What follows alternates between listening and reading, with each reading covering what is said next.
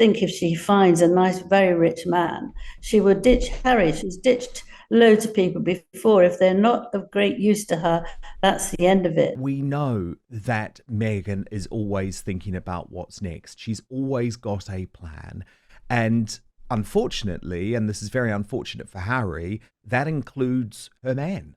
And we know that she is developing friendships, shall we say, with numerous billionaires who could, of course, come in handy for lots of reasons. Angela Levin, where in the world is Prince Harry? He went on that very long trip and now he's disappeared. Yes, he went off to New York on September the 22nd. So it's quite a long time to go, particularly when Meghan has said about them, they're salt and pepper and they go everywhere together. So it's a really long part of separation. And also, I feel very sorry for the two children. That's a great shame. They're not seeing their father. But it's really strange, isn't it? I felt that Harry has got very tied up with the false royal visits that they'd done, and that he just suddenly felt that this is not fair. You know, he's pushed at the back and he doesn't speak, and he's put on the sort of naughty table, not with people who are really involved in it.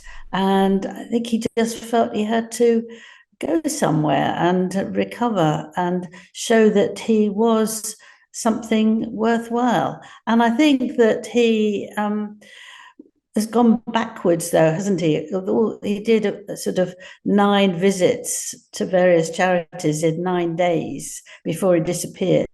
But each of them was something he'd done for years. So he's still going backwards all the time, and he needs to go forwards. There he is, doing that in the, well, it's not the sea, is it? It was a lesson that he did 4 years ago, and I think that shows that he's still he's got a lot of energy and does well, but actually it's a learning place and it's not very difficult to do. So surfing is not necessarily something that he's good at. And if he doesn't like to have lots of photographers taking pictures of him, why on earth is he there showing himself off or Well, of trying course, to? because we know he's very conflicted when it comes to that. But you think he's using this solo time because, of course, he did always make it clear that he was going to take some type of solo holiday to celebrate his 40th birthday, at least without Meghan. You think he's using this time to think seriously about the future of his marriage and why it's become so unstable? Yes, it's very interesting because as you saw each of the charities he went to, the first one, he was incredibly nervous because Meghan wasn't there. He couldn't be pushed around. He didn't know which way to look. And he was sitting on the chair, sort of his hands together and moving very, very uncomfortable and looking very scared, really. But then gradually he relaxed and he enjoyed himself. And I think by the end, he was thinking, hey, what have I missed? So he's disappeared. Some people think he's gone to, get better from some drugs, or other people think he's still in Southern America or Africa. Nobody quite knows, but I think it's very, very significant because why should he go away and leave Meghan and the children unless you're really thinking deeply about the future? I don't think at all for a second that it's what some of the magazines that are very pro Meghan and Harry say, that they want to go to different ways because they like them and they're better at them. I don't think that's it. If you're happily married, you don't just go off for ages, do you? You want to be together and they like to do things together, but Meghan wants to do her own things. I think she's looking for somebody who she can be together with instead of Harry. And she just wants to see how people are reacting to her. That's my rather dramatic understanding. because really without him, people really don't want to know what she's up to. But I think if she finds a nice, very rich man, she would ditch Harry. She's ditched loads of people before. If they're not of great use to her, that's the end of it. And Harry might feel the same because she is very, very strict with him. He has to move when she tells him and gets pushed out the way. And in that terrible visit that she gave, where she's just showing the dress, I mean, it was awful, just awful, so inappropriate, and just trying to show off. But she looks sort of washed out. Her face is very washed out. And she's probably in a very bad state because there've been criticisms of her, and she can't take that. That's why I've always thought she would never go into politics, because you have to have very, very thick skin for that. And she can't cope with people criticizing her. Yeah, things are certainly not in a good place. I completely understand that. But I think, Angela, where you've hit the nail on the head is that we know that Meghan is always thinking about what's next. She's always got a plan. And unfortunately, and this is very unfortunate for Harry, that includes her man. And we know that she is developing friendships, shall we say, with numerous billionaires who could, of course, come in handy for lots of reasons. But I absolutely do believe that Meghan will not be sitting still if she thinks there's any chance that Harry might potentially leave her. Personally, I don't think we're necessarily quite there yet, but clearly there is significant strain on their relationship now. We have reported that for some time, and it is difficult to see how it ends positively, especially given that professionally they are now separate. But of course, I think, sorry. No, you come in, Angela. Yeah, well, I think it's very difficult now because Harry absolutely fell in love with her. He wanted to do anything that she wanted, but of course, this was against what William has said. You know, take it easy, wait, and he'd behaved so badly towards his father. And I think that he doesn't want to come back and say, sorry, you were right and I was wrong. I mean, it's very, very difficult to say that. And he's got to be absolutely certain and do it in a way that would be sensible. But I think it's not there yet either, because how do you work that out, that you've decided you do everything this woman wanted you to do, and you would look after her and love her and all those things, and then you realize that underneath it's not such a nice person, and it gets worse and worse, and suddenly you want to be yourself again. To apologize to your family is very, very difficult. You must feel very stupid, and I think he doesn't want to feel very stupid. And hammering further pain on Harry and Meghan are the Trumps. And I don't blame them, by the way. I do not blame the Trump family for a single second, Angela, after the appalling things that Harry and Meghan have said for years about their father, Donald. So this is Eric Trump in a bombshell new interview today for the Daily Mail, where he utterly slams Harry, utterly slams Meghan. But there's a little bit of interesting hope contained with this interview, because of course the Heritage Foundation are continuing to push for Prince Harry to be deported for lying about illegal drug use, potentially on his admission immigration documents to the US. But within this interview with Eric Trump, which it really is worth watching what I'm going to show you, because even though he is slamming Harry and Meghan, the general tone seems to be, actually, they're now so unpopular, so insignificant, that we probably won't bother to deport them. Watch this. Truthfully, I don't give a damn about Prince Harry, and I don't think this country does either. I will say that, my father loved the Queen, and I think the monarchy is like an incredibly beautiful thing. We've known the King forever. In fact, when I was just digging through a photo album not too long ago, and I came across a great picture of him literally with my father. I'm probably 6 years old in the lobby of Mar-a-Lago, in the front entrance of Mar-a-Lago, and it's special. I mean, we've known him forever. you know, the monarchy is a beautiful thing. I think Harry's done a huge detriment to it. You know, he moved to the U.S. I'm not sure how well received he's been over here. He doesn't really exactly know, I don't think, where he is. But if you kind of cast him aside from that family, the family's been incredible. The late Queen was amazing. I've been at Buckingham Palace. I've been at those incredible events. The way she welcomed my father with open arms was like beyond. You know, the King, again, knowing him for, you know, most of our lives, we've known him. You know, Kate, I think she conducts herself so incredibly well, has been such a kind of, you know, rock in the next generation of that family. She's been really, and so, you know, and William, obviously, I don't think has really made a misstep.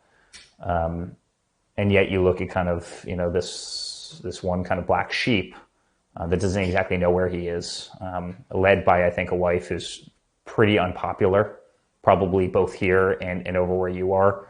And it's actually sad because I do think one of the greatest, one of the most beautiful things in the UK is actually the monarchy and what it stands for and what it symbolizes and this family. And I mean, it's gorgeous. And by the way, the United States loves it.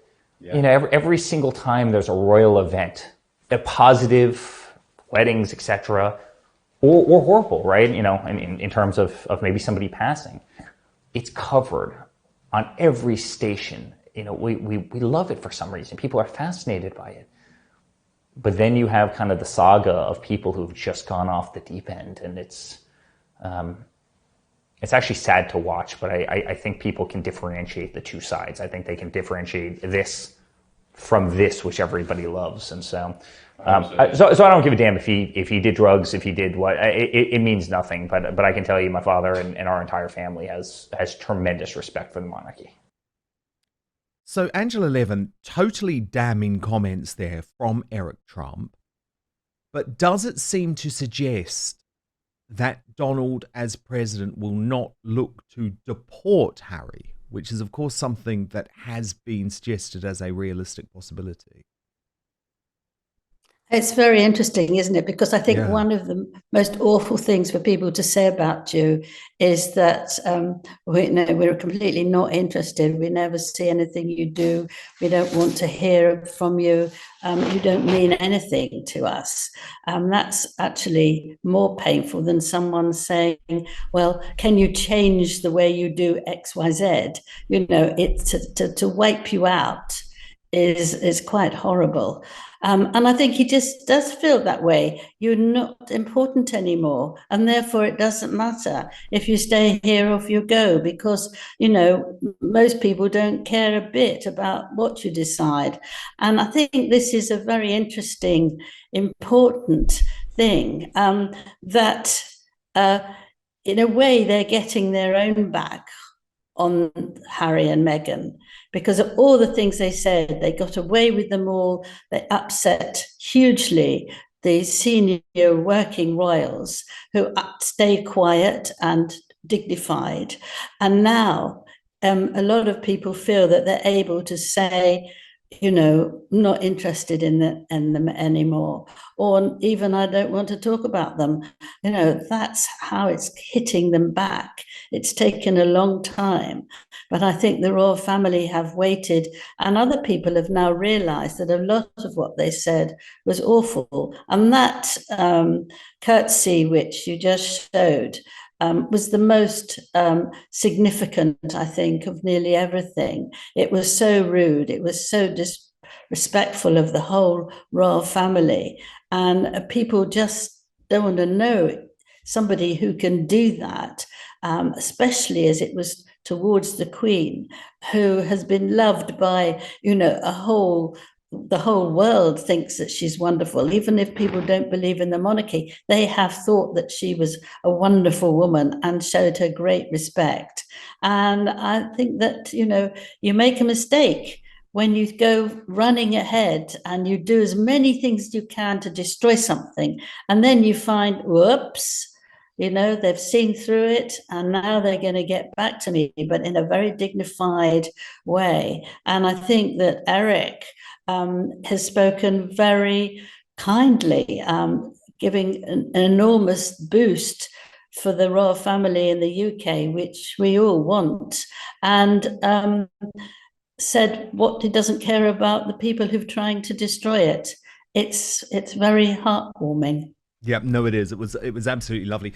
Of course, Angela, the Heritage Foundation, an organization I have huge respect for. I know you know a lot about this case as well. They are pushing ahead, and Eric Trump's comments won't stop them pushing ahead. And they will obviously be hoping that in a potential future Trump second administration, there will be judges that are more favorable to their cause. And their ultimate cause is to say, actually, Prince Harry shouldn't receive special treatment simply because he's a royal.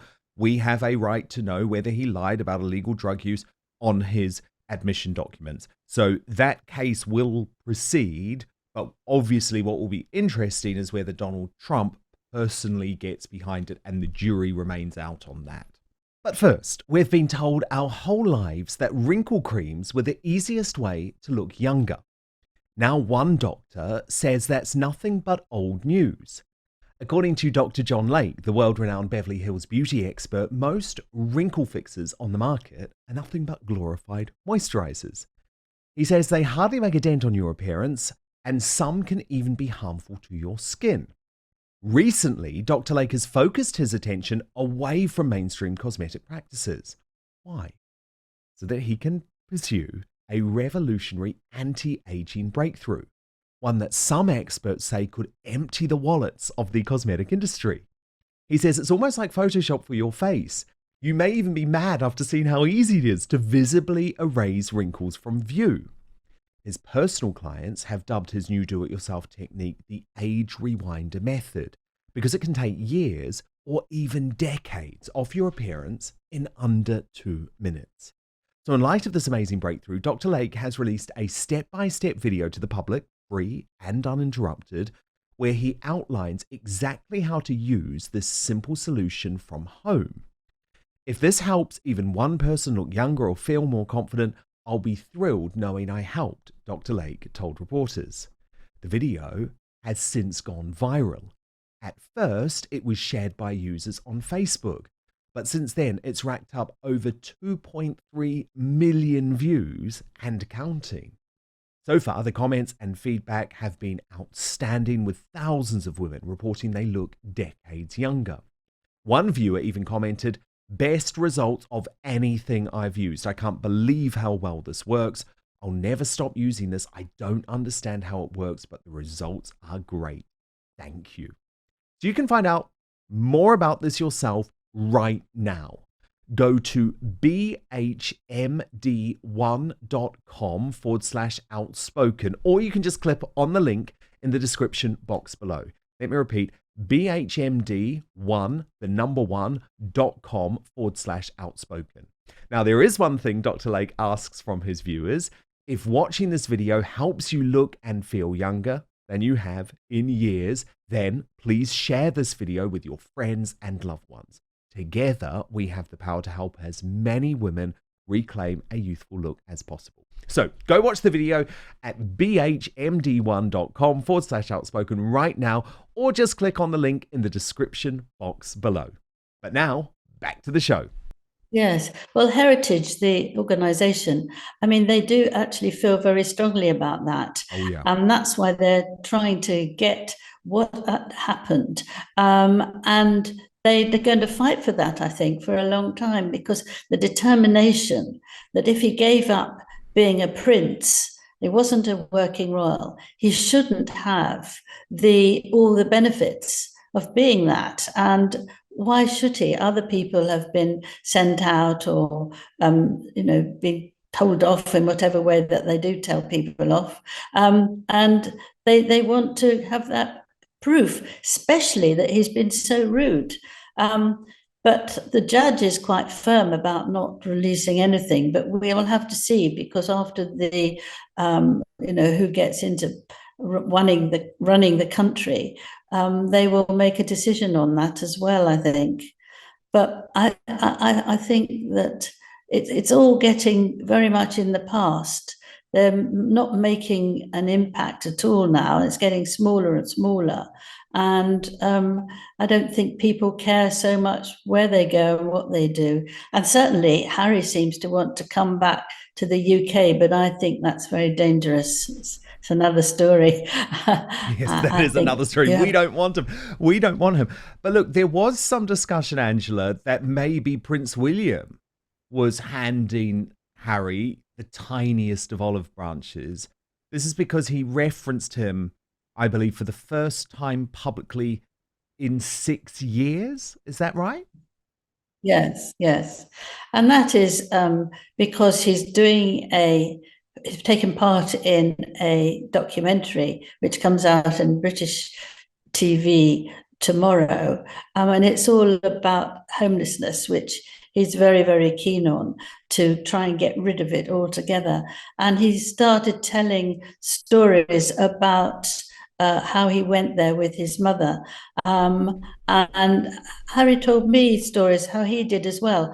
And they were very touching. It was brilliant of Diana because she was fed up of anybody being too spoilt. And they had so many toys, you could fill a whole castle with them.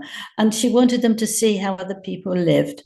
And so she took them to see the organizations. And it was very, very, it left a memory that they still both remember. And I think that was brilliant. I remember William said that he thought how awful it must be not to have a nice home. That's when he was 11, not to have a nice home, and not to know where to go. It must be so upsetting, so difficult. So that sort of stayed there with him. And I think that she also made them stand in queues when they wanted to see Father Christmas. She didn't want them to go straight to the front, although they were offered to do that because you have to tell the shop in advance because of the safety. And she made them queue, and it was quite a long queue, and they got a bit bored. And she said, "Good, you can't get things just like that." I mean, she was brilliant like that with them, and their adoration of her has maintained very powerfully. And William really, really wants to do this because he knows that his mother would be pleased. But the one thing that I still haven't been able to discover is whether this is for homeless in the UK, people who are English, people who are perhaps out of the army and sleeping in the streets, or are we going to have that for people who are coming over in small boats? I don't know about that, and I wish I could, because it's going to be very difficult. I mean, he's going to do it. At one point, he said he wanted to get rid of it altogether, but he realizes that's not going to happen. He said, "I'm not saying I'm going to solve the world's homelessness problem," but he believes he can help solve the following: Aberdeen, Bournemouth, Christchurch, Poole, Lambeth, Newport, Northern Ireland, and Sheffield. They're all the flagship locations, and will receive up to 500,000 in funding to kickstart his ideas. Well, that's terrific. I think that's wonderful. Yeah, but you're making a really it's important point, Angela. You're making a really important point, because we have a homelessness crisis in part because we have a housing crisis in the UK. Why do we have a housing crisis? Because there is mass uncontrolled immigration and an invasion of our country via the southern border, with quite literally tens of thousands arriving on small boats. And obviously the royals don't get political, although we know that King Charles, then Prince Charles, criticised the Rwanda scheme, which was introduced by the Boris Johnson government, or at least the idea of it was introduced by the Boris Johnson government to try and stop this illegal immigration. So it is interesting, isn't it? Because obviously everyone wants to stop the plight of homelessness, but it very quickly verges into being a political issue when you look at the discussion of, well, what causes homelessness? And that is where William has to be very careful, because as you say, if it emerges that all of these new homes are actually going to migrants or illegal immigrants, then I could see it actually, not being a positive thing for him. But I'm sure that he's going to be much more careful about that. but we will see. Yes. Time will tell. I, yes, I think he will be careful. But one's own heart here goes out to people who actually were in the army, were in the military, gave up their to do the good for us, and then they get left out, which they are at the moment.